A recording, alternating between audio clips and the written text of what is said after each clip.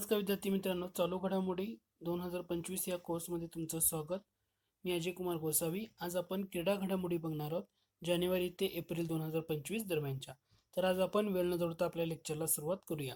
आपला आजचा पहिला प्रश्न आहे, 28 जानेवारी ते 14 फेब्रुवारी 2025 दरम्यान कोणत्या राज्यामध्ये पहिल्यांदाच राष्ट्रीय क्रीडा स्पर्धा 2025 पार पडल्या? म्हणजे राष्ट्रीय क्रीडा स्पर्धा पहिल्यांदाच एका राज्यामध्ये पार पडल्या, तर ते राज्य कोणतं ज्या 28 जानेवारी ते 14 फेब्रुवारी 2025 दरम्यान पार पडल्या? याचं करेक्ट आन्सर येतं ते म्हणजे उत्तराखंड. उत्तराखंडमध्ये पहिल्यांदाच पार पडले. बरं, उत्तराखंड या राज्याची निर्मिती कोणत्या वर्षी झाली असं प्रश्न विचारला तर तुमचं उत्तर काय असणार आहे? 2000 साली झाली का? 2000 साली उत्तराखंड राज्याची निर्मिती झालेली आहे. ओके. पुढचा प्रश्न, बरं याचं स्पष्टीकरण बघा. राष्ट्रीय क्रीडा स्पर्धा 2025 या कितव्या क्रमांकाच्या होत्या? 38व्या क्रमांकाच्या. राष्ट्रीय क्रीडा स्पर्धा सर्वप्रथम कोणत्या वर्षी पार पडल्या? 1924 ला. त्यावेळी भारत पाकिस्तान एक होते, म्हणजे स्वतंत्र झालेले नव्हते, आणि लाहोर या ठिकाणी या स्पर्धा पार पडलेल्या होत्या. बरं, 2025च्या ज्या राष्ट्रीय क्रीडा स्पर्धा पार पडल्या याचं घोषवाक्य काय होतं? संकल्प से शिखर तक. काय होतं? संकल्प से शिखर तक. हे थोडंसं लक्षात घ्या, महत्वाचा घटक आहे. शुभंकर होता मौली आणि दोन महत्वाचे खेळ याच्यामध्ये सहभागी केले होते यावर्षी. एक होता तो म्हणजे मल्लखांब आणि दुसरा होता तो योगासन. हे दोन नवीन खेळ राष्ट्रीय क्रीडा स्पर्धेमध्ये सामील झाले होते. पुढच्या राष्ट्रीय क्रीडा स्पर्धा कोणत्या ठिकाणी होणार आहेत? तर त्या होणार आहेत मेघालयला. त्याची घोषणा झालेली आहे मेघालयला. ठीक आहे, पुढच्या होणार आहे. पुढचा प्रश्न बघा. राष्ट्रीय क्रीडा स्पर्धा 2025 मध्ये कोणत्या संघाने अव्वल स्थान पटकावले? आता याच्यामध्ये अव्वल स्थान पटकावलं आणि सर्वाधिक पदकं कुणी जिंकली याच्यामध्ये गफलत करायची नाही. अव्वल स्थान कोणी पटकावलं? सेनादलनं. का अव्वल स्थान पटकावलं? बरं, सेनादलची पदकं किती आहेत? 121 आहेत टोटल. आणि आपलं महाराष्ट्र राज्य घ्या, महाराष्ट्र राज्यानं 201 पदकं मिळवली, परंतु महाराष्ट्राला अव्वल स्थान मिळालेलं नाही. अव्वल स्थळ सेनादलला मिळालं. का बरं असं? कारण सेनादलनं 121 पदकं जरी मिळवली असली तरी सेनादलची सुवर्ण पदकं होती 68. महाराष्ट्रानं 201 पदकं जरी मिळवली असली तरी महाराष्ट्राची सुवर्ण पदकं होती 54. मग सुवर्ण पदकावरनं रँकिंग ठरतं, त्याच्यामुळे सेनादलचा पहिला क्रमांक मिळालेला आहे. महाराष्ट्रानं 54 सुवर्ण पदकासह 201 पदकं मिळवली आणि महाराष्ट्र पहिल्या स्थानावर राहिलेलं नाही, दुसऱ्या स्थानावर राहिलं. हा सगळ्यात महत्वाचा मुद्दा आहे. ओके, मुद्दा लक्षात आला का? बरं, आता हे ज्या राष्ट्रीय क्रीडा स्पर्धा आहेत ना, ह्या क्रीडा स्पर्धेत एक नवीन विक्रम झाला. विक्रम काय आहे की महाराष्ट्र 200 पेक्षा जास्त पदके मिळवणारं देशातलं एकमेव राज्य ठरलं.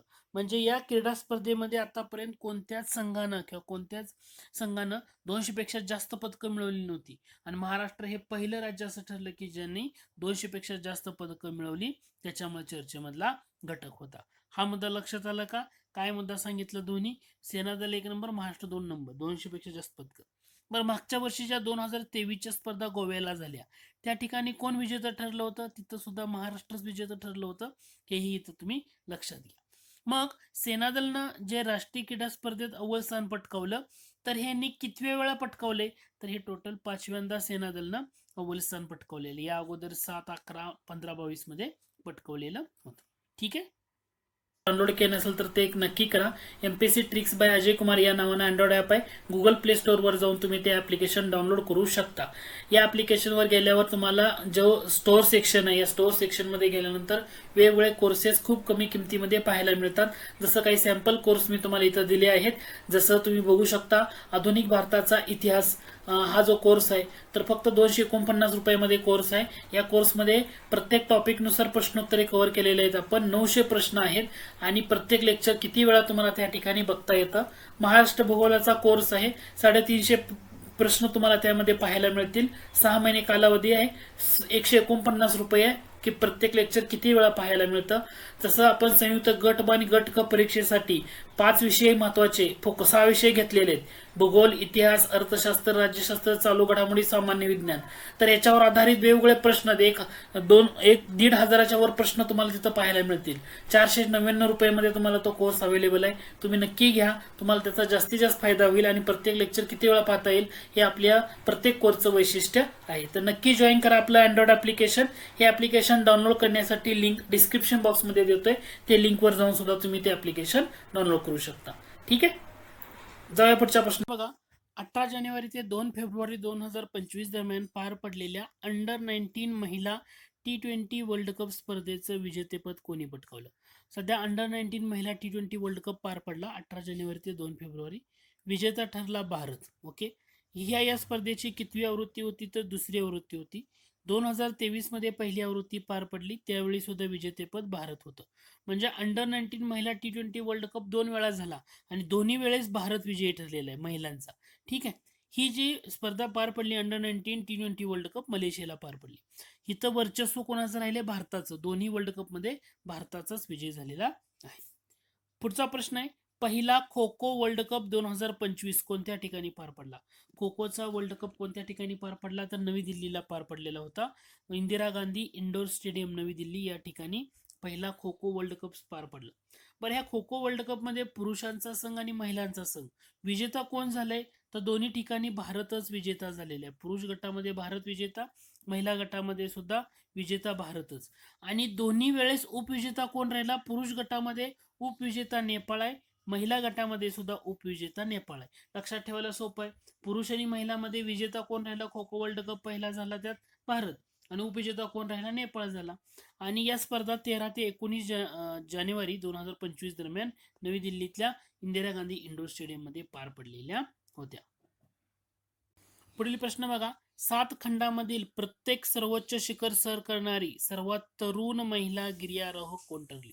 सर्वात तरुण महिला कोणती ठरली की जिनं 7ही खंडामधल्या सर्वोच्च शिखर पार केलेलं आहे? तर त्यांचं करेक्ट आन्सर येतं काम्या कार्तिकेयन. मुंबईची काम्या कार्तिकेयन हिनं 7ही खंडामधल्या प्रत्येक सर्वोच्च शिखर सर करणारी सर्वात तरुण महिला ठरली होती. हा रेकॉर्ड कधी झाला? तर 24 डिसेंबर 2024 रोजी झाला. त्यावेळी तिचं वर्ष होतं 17 वर्ष. अंटार्क्टिका मधलं जे माउंट विन्सेंट आहे ना, याच्यावर तिनं पोहोचल्यानंतर हा विक्रम तिच्या नावावर झाला. 7 समिट तिनं पूर्ण केलं आणि सर्वात तरुण महिला ती ठरलेली होती. पुढचा प्रश्न आहे जो बुद्धिबळाच्या संदर्भात खूप महत्वाचे प्रश्न आहेत बुद्धिबळाच्या संदर्भात, ते पाहूया. 29 डिसेंबर 2024 रोजी न्यूयॉर्क येथे झालेल्या जागतिक जलद बुद्धिबळ स्पर्धेचं, जलद म्हणतोय, जलद बुद्धिबळ स्पर्धेचं विजेतेपद कोणत्या महिलेनं पटकावलं? तर हे पटकावलेलं आहे कोनेरो हम्पी. नाव लक्षात ठेवा, कारण भारताची पहिली महिला ग्रँड मास्टर म्हणून जिला ओळखलं जातं कोनेरो हम्पी, हिनं जागतिक जलद बुद्धिबळ स्पर्धेचं विजेतेपद पटकावलं. बरं, ही स्पर्धा तिनं पहिल्यांदाच जिंकली का? असं नाहीये.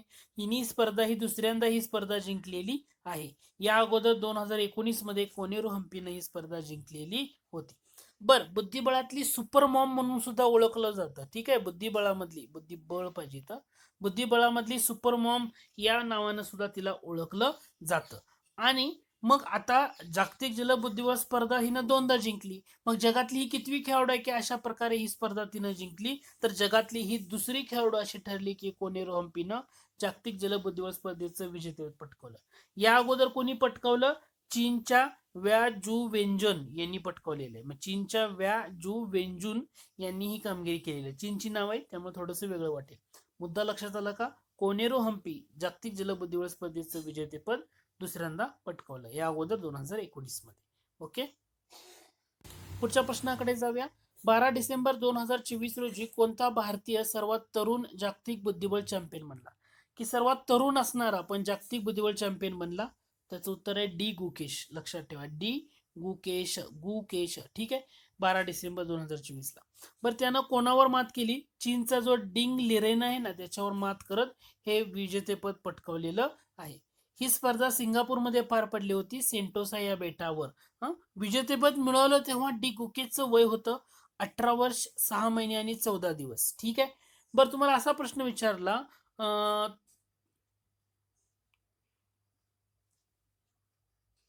ओके, मुद्दा लक्षात आला का? डी गुकेश सर्वात तरुण बुद्धिबळ चॅम्पियन ठरलेला होता. पुढचा प्रश्न आहे, 8 फेब्रुवारी 2025 रोजी 38व्या राष्ट्रीय क्रीडा स्पर्धेमधला सर्वात वेगवान महिला धावपटूचा मान कोणाला मिळाला? म्हणजे ह्या ज्या राष्ट्रीय क्रीडा स्पर्धा पार पडल्या, आपण मगाशी बघितलं छत्तीसगडमध्ये पार पडल्या, महाराष्ट्र दुसऱ्या 54 सुवर्ण पदकासह 201 पदकं मिळवत दुसऱ्या क्रमांकावर राहिला. सेना दलानं अव्वल स्थान पटकावलं.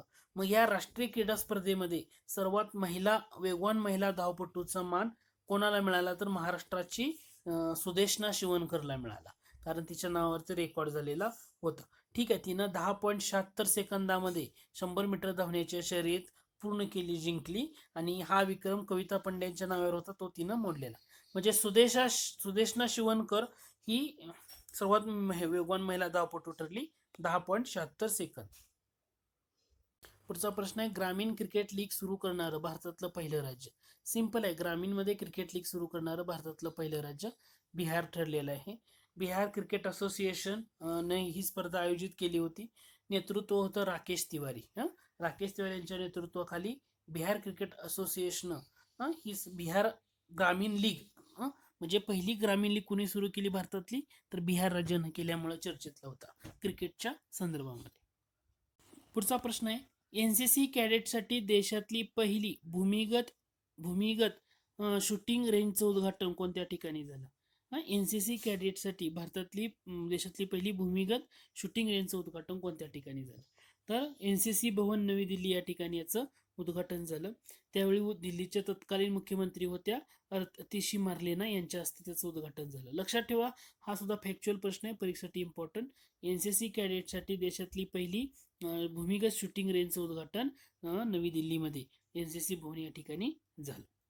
पुढचा प्रश्न आहे, 19 फेब्रुवारी ते 9 मार्च दरम्यान पार पडलेल्या आंतरराष्ट्रीय चॅम्पियन्स ट्रॉफी 2025 भारतानं कितव्यांदा जिंकली?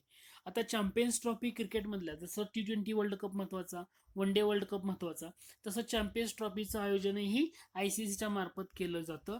या ICC चॅम्पियन्स ट्रॉफीमध्ये 2025 भारतानं जिंकली न्यूझीलंडला पराभूत करत, पण भारतानं ही स्पर्धा तिसऱ्यांदा जिंकलेली आहे.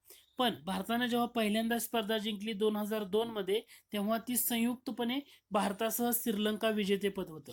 म्हणजे त्यावेळेस पावसामुळे तो अंतिम सामना खेळवण्यात आलाच नाहीये, म्हणून संयुक्त विजेतेपद भारत आणि श्रीलंकेला देण्यात आलं होतं 2002 मध्ये. त्यावेळी भारतीय संघाचा कर्णधार सौरव गांगुली होता.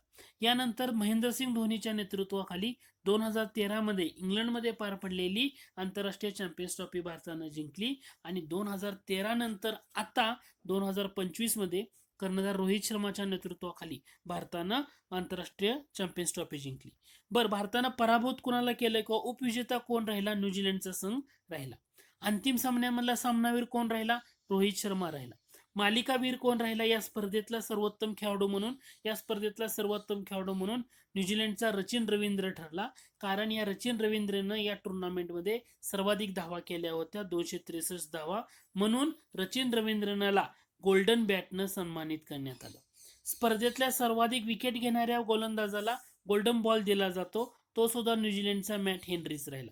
म्हणजे गोल्डन बॅट, गोल्डन बॉल दोन्ही पुरस्कार न्यूझीलंड संघालाच मिळालेले आहेत, पण न्यूझीलंड संघ उपविजेता राहिला, विजेता ठरलेला आहे भारतीय संघ. ओके. पुढचा प्रश्न आहे, 90वी रणजी ट्रॉफी 2024-25 ची कोणत्या संघानं जिंकली? 90वी रणजी ट्रॉफी जिंकली विदर्भाच्या संघानं. बरं, विदर्भाच्या संघाने ही ट्रॉफी किती वेळा जिंकली? तिसऱ्यांदा जिंकली. या अगोदर 2017, 18 आणि 18-19 मध्ये फैज फजल याच्या नेतृत्वाखाली विदर्भाच्या संघानं ट्रॉफी जिंकली होती. यावेळी अक्षय वाडकर याच्या नेतृत्वाखाली भारतानं विदर्भाने ही ट्रॉफी जिंकलेली आहे. बरं, या उपविजेता पाहिजे, तर उपयोजित झाले, उपविजेता करा. इथे प्रिंटिंग मिस्टेक आहे, हे उपयोजित आहे ना, तिथं उपविजेता करा, टायपिंग मिस्टेक आहे तिथं. हा घटक महत्वाचा, कारण केरळचा संघ पहिल्यांदाच अंतिम सामन्यामध्ये पोहोचला होता आणि केरळचा संघ या स्पर्धेमध्ये उपविजेता झाला. इथं उपयोजित झाले ना, तिथं उपविजेता करा, करेक्शन करून घ्या. ठीक आहे. मुंबईने सर्वाधिक 42 वेळा या स्पर्धेचं विजेतेपद पटकावलेलं आहे. रणजी ट्रॉफी सगळ्यात महत्वाची, तर रणजी तर नको आहे, रणजी पाहिजे फक्त. ठीक आहे.